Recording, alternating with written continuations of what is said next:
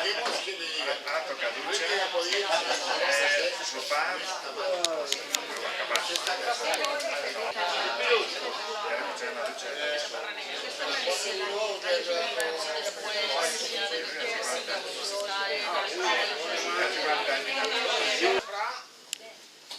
I benvinguts i benvingudes a la Biblioteca de Polinyà. Si presentar un llibre sempre és un plaer, sobretot per un bibliotecari, presentar un llibre d'algú del poble, doncs molt més encara. I si esta persona és Paco i ens dona la sorpresa que després de la poesia, de la màgia, vaig estirar la novel·la, doncs ja a la pròxima no sé, ja veurem quina sorpresa ens té preparat. I jo el vaig veure que ho havia anunciat en internet i el Sant Demà va vindre a dir de fer la presentació, me va portar el llibre i al Sant Demà vaig tindre que llegir-me-lo, no ho dic més i ja s'apanyareu vosaltres en el llibre. Jo no vull enrotllar-me més perquè el protagonista és el Paco i el testament. Molt bé, moltíssimes gràcies per vindre, per la vostra assistència, més el dia que és, en juliol, calor, tal, bueno, bé, us agraïs la presència i com bé ha dit Eduard, aquest llibre l'ha publicat fa poquet, però la història del se remunta molt darrere, més o menys quan jo era adolescent, tindria, doncs no sé, 16-17 anys, una cosa d'aixes. Jo tenia les típiques preocupacions d'un jove de 16-17 anys, eixir de festa, conèixer xiques i la filosofia hermètica medieval. Bueno, això últim no tant, això en la meva quadrilla érem jo soles. Era raro, era raro. De fet, així més coneixen Vinacielos, no sé què, però jo estudiava en 14 me dient el raro. Sí, sí. Qui ha vingut al bar? No dient Paco Moreno, el raro. Qui s'ha fet casa cerveses? El raro. Qui s'ha anat sense pagar de cinc? El raro. Bueno, i ve d'aquesta època perquè jo era realment aficionat a tots aquests temes. Què és el que passa? Que no hi havia internet, no hi havia tants mitjos com avui en dia. I me'n recordo que a la biblioteca que estava jugant hi havia 11 llibres relacionats amb l'hermetisme, la filosofia oriental, me'ls vaig llegir tots 2 o 3 vegades. Estan les fitxes en què pots veure les vegades que et vas traure. No n'hi havia res, no n'hi havia res. Jo m'agradava molt. Després vaig descobrir que en València, en la llibreria París València, n'hi havia una secció que parlava sobre hermetisme, sobre astrologia. A mi m'agradava molt i vaig comprar el meu llibre, em va fer una biblioteca.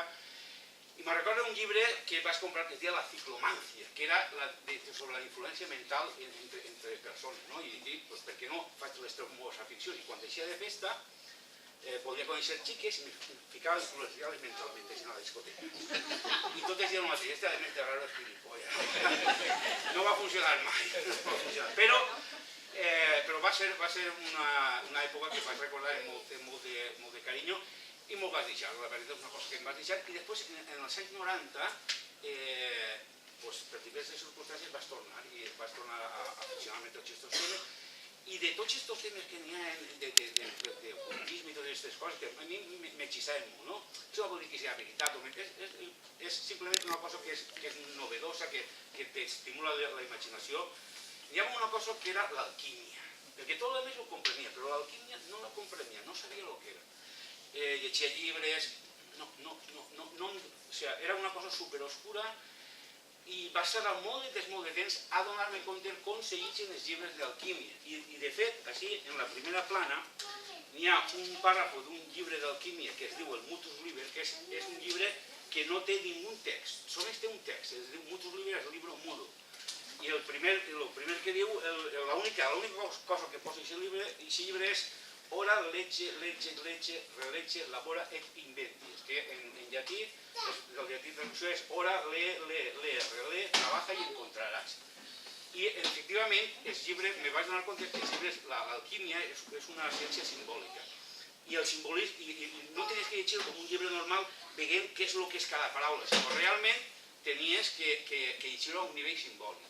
I me vaig aficionar molt i vaig descobrir un món molt curiós i és quan vaig començar una miqueta a donar-me compte de lo que era l'alquímia. M'agradava molt. I tots aquests coneixements que vaig tindre, doncs dic, per què no es plasma en un llibre? No un llibre d'alquímia, evidentment no, perquè això és per a experts, però sí un llibre sobre alquímia. I és com va néixer la idea de fer un llibre d'aventures, el gènere d'aventures m'agradava molt, però relacionat amb l'alquímia. I és com va néixer aquesta novel·la. En els anys 90 la vaig a començar a escriure. De fet, passa en els anys 90. Això és el típic que la tens en un caixó, allí abandonar, i recentment, que tenia una miqueta més de temps i estava més centrat, doncs vaig acabar aquesta novel·la. I és quan vaig acabar la novel·la aquesta. Dius una miqueta, què és l'alquímia? Perquè molta gent no sap el que és. L'alquímia és la precursora de la química actual. És una ciència, una pseudociència, un coneixement antic en què se basa en la transmutació dels metalls. De fet, els alquimistes, el somni d'ells era obtenir la piedra filosofal. La piedra filosofal era un polvo, una pedra que s'arrodia a polvo i tenia dues propietats. La primera propietat era la de canviar els metalls simples, els metalls de poc valor com el plom, en or. I la segona era fer l'èxit de la llarga vida, o sigui, diners i pasta. No estava una altra cosa, o sigui que els tios anaven per bon camí. I realment l'alquímia és la precursora de la química actual, igual que l'astrologia és la precursora de lo que és avui la ciència astronòmica. Fins que va venir un moment que se van dissociar, però el descobriment de moltes coses, sals i molts elements químics són alquimistes, buscant la pedra filosofal, i en aquest camí van trobar moltes coses. Hi ha gent que diu que l'alquímia és solament una cosa simbòlica, que realment la transmutació que busquen els alquimistes dels metalls vils en metalls nobles era realment una al·legoria de transformar l'ànima d'una mateixa, el seu propi ser, des d'un ser material a un ser més espiritual. També l'èxit de la llarga vida, el que diuen és que tenia l'eterna joventut o la vida eterna, realment era també una al·legoria d'això, que si nosaltres, a través del procediment alquímic, podem tenir una vida més saludable. Altres diuen que no, que realment sí que existien els alquimistes, que això sí que era de veritat, inclús n'hi ha algunes controvèrsies d'alquimistes que han fet les seves proves davant de científics, i després n'hi ha una altra escola que diu que realment aquestes dues coses anaven juntes, o sigui que els alquimistes realment feien les seves coses de veritat, que transmutaven els metalls i també transmutaven la seva alma. Me pareix un camp molt extraordinari per a fer una novel·la de misteri. Aquesta novel·la passa en dues èpoques diferents. Una és els anys 90 i l'altra l'època medieval, l'edat mitjana. N'hi havia un lloc, perquè tot això passa en llocs que jo he estat. De fet, ahir podeu reconèixer moltes coses de per ací. No dic més, però moltes coses de per ací que no se diuen explícitament. Però un dels centres neuràlgics del llibre és el castell de Montesa. Jo tinc un amic en Montesa de fa molt de temps i me va aficionar a la història del castell de Montesa, que va ser un castell templari. I bueno, ha estat moltes vegades ahir, jo m'imaginava com seria aquest castell, perquè se pot visitar encara, està mig en ruïnes, però uno, si té una miqueta d'imaginació, pot imaginar com seria aquest castell. És impressionant on està situat i la fortalesa tal com seria. I me va impressionar molt. I per això va fer que un dels punts neuràlgics del llibre, on està tota la trama, una de les principals trames, passa en el castell de Montesa. No anem a estendre-nos molt més, perquè també no vaig a parlar moltes més coses de la novel·la, perquè seria destripar una miqueta.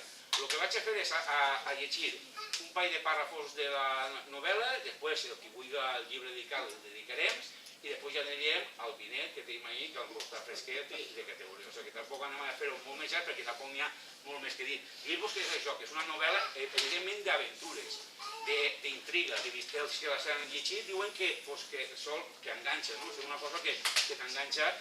I el que sí que és el trasfondo és sobre l'alquímia, que és una cosa que la gent normalment no sap el que és, o li sona una miqueta, moltes vegades diuen l'alquímia de los alimentos, una alquímia de sabores, coses així, però no se sap realment el que és l'alquímia. Vaig a llegir-vos dos pàrrafos molt curtets. El primer és la introducció, el preludio, i després un pàrrafo del mig, però molt curtet.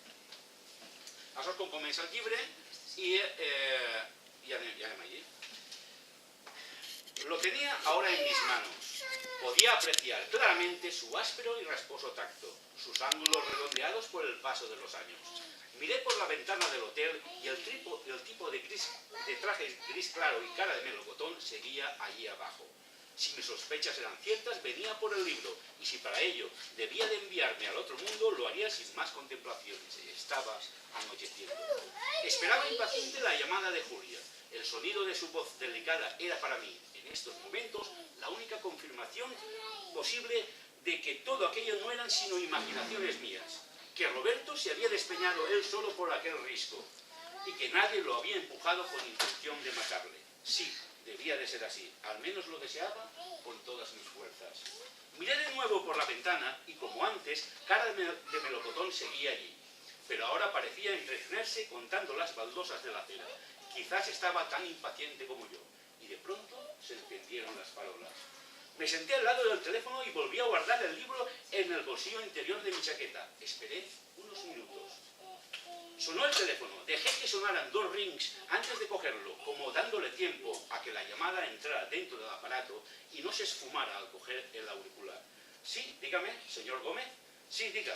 Alguien pregunta por usted en recepción y no había tiempo que perder. Había de salir de allí. Dejé el cuarto tal como estaba. Ni siquiera creo que me diera tiempo a colgar el auricular. A mi izquierda, el pasillo flanqueado por 2 puertas de 2 habitaciones contiguas a la mía, terminaba en una ventana grande que daba al patio interior y quizás a la salida de incendios. A mi derecha, continuaba directamente a la escalera y los ascensores.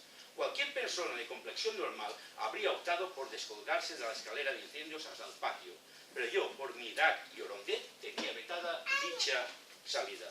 Tampoco podía mezclarme entre la gente con la esperanza de confundirme con cualquier grupo de ejecutivos. Las proporciones de mi cuerpo, junto con mi espesa y canosa barba, me hacían fácilmente reconocible entre los estilizados yuppies de rostro lampiño y maletines de piel. Pensé que cara de melocotón utilizaría el ascensor para subir los 4 pisos que me separaban del hall del hotel, pues también parecía que el tipo no era de los que se daban mala vida, aunque no llegaba a la consistencia de ya mi 60ª barriga. Así que bajé por las escaleras lo más rápido que pudieron mis piernas. Justo en el último rellano de la escalera que desembocaba en el hall me detuve. Aparte de recuperar mi entrecortada respiración, era el lugar ideal para observar si el terreno estaba despejado. Creía que podía reconocerles fácilmente por sus trajes de corte clásico y sus mocasines marrones pasados de moda. En el centro de la estancia, un grupo de estudiantes, lo aparentaban por su edad e impedimenta, esperaban a que les acomodara. El que hacía de jefe del grupo andaba de acá para allá, sermoneando a todos con aire de sargento. En la recepción, una pareja joven intentaba abonar la cuenta del hotel con una tarjeta de crédito que se resistía a ser leída por el aparatito, lo que provocaba la cara de susto de la mujer y la desconfiada sonrisa del empleado del hotel. Una señora mayor con un bastón salía de la cafetería y en la calle todo parecía despejado. No había nada que hiciese sospechar que, aparte de mi amigo con cara de Hespéride, hubiese alguien más de ellos por la zona. Así que me dispuse a bajar con paso rápido y dando pequeños trotes hasta el hall del hotel. Una vez allí, volví a inspeccionar el panorama para cerciorarme de que allí no había nadie que quisiese arrebatarme el libro, o al menos lo hiciera siendo consciente de todo aquello cuando encerraba y que bien valía mi anónima vida. Crucé por el centro de la estancia, pero de forma que al llegar al grupo de estudiantes pudiera parapetarme detrás de ellos, para cruzar por delante de la recepción. En el mejor de los casos, el recepcionista podía hacerme perder un valioso tiempo con cualquier tontería.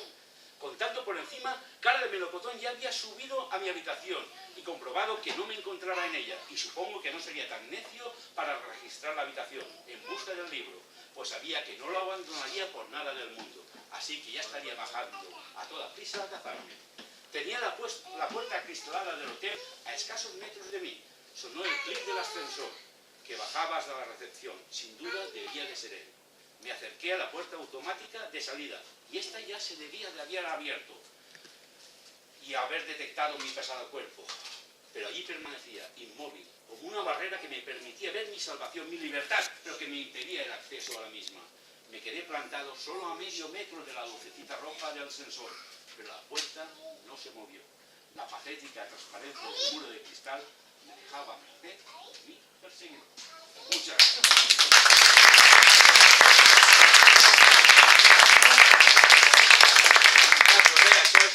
És com comença la novel·la i després ja us dic, és una novel·la que passa en 2 èpoques diferents en la década dels anys 90 i en lo que és l'edat mitjana, l'any 1400 i pico, en el castell de Montesa. Com vos ha dit, és una novel·la d'aventures. M'anava a llegir-vos un altre pàrrafo de mig, però jo crec que més o menys ja crec que podia ser també destripar una miqueta la cosa. Jo crec que ens quedem en eixa cosa, en eixe suspense, i dir-vos això, que moltíssimes gràcies per vindre, i res, ara això, que si teniu alguna pregunta que fer també podeu fer-la, i si no, pues res, ningú. ¿Cuándo la segunda parte?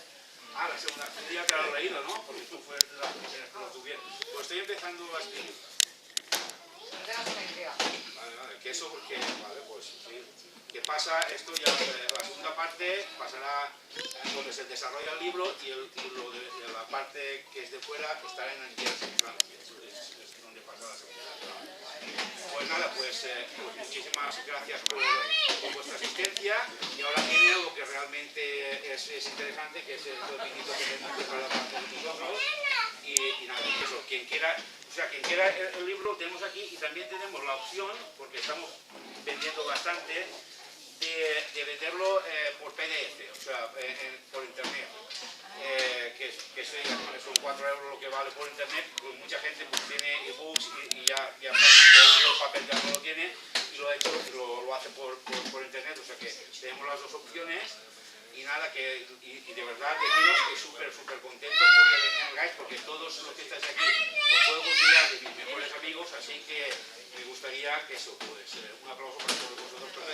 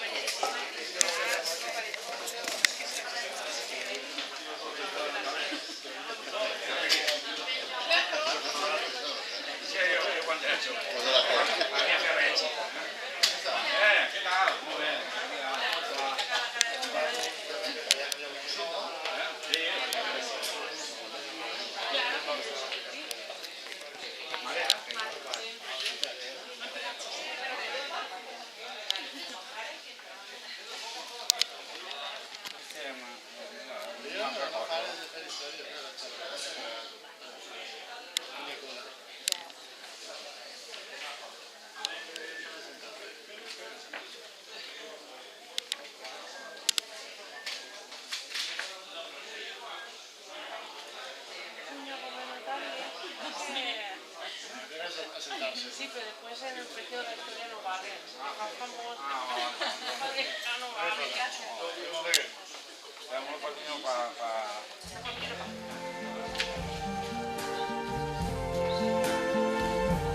I see trees of green,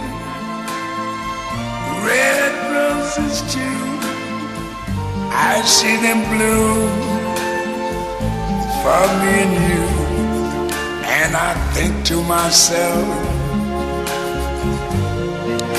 what a wonderful world.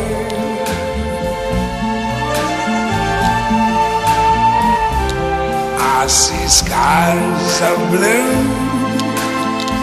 and clouds of white, the bright blessed day, the dark sacred night.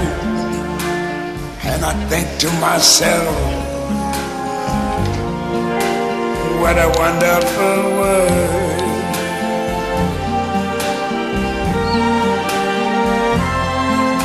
The colors of the rainbow, so pretty in the sky, are also on the faces of people going by.